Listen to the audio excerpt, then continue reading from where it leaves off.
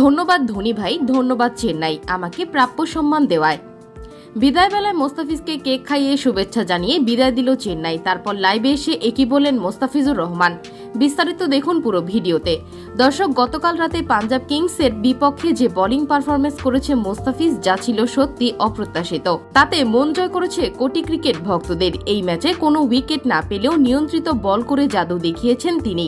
আর বাকি বোলারদের ব্যর্থতার কারণে ম্যাচ হেরেছে চেন্নাই। এদিন 4 ওভার বল করে এক মিডল ওভার দিয়ে 22 রান দিয়েছিলেন মোস্তাফিজুর রহমান। আর এই ম্যাচটি ছিল মোস্তাফিজের আইপিএলের শেষ ম্যাচ।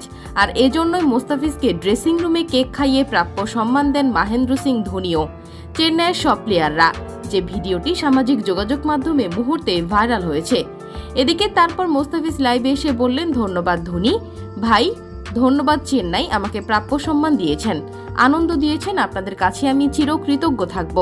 আর সবাইকে অনেক অনেক মিস করব এবং দেশের প্রয়োজনে আইপিএল ছেড়ে দিতে হচ্ছে। সবাই দোয়া করবেন আমার জন্য।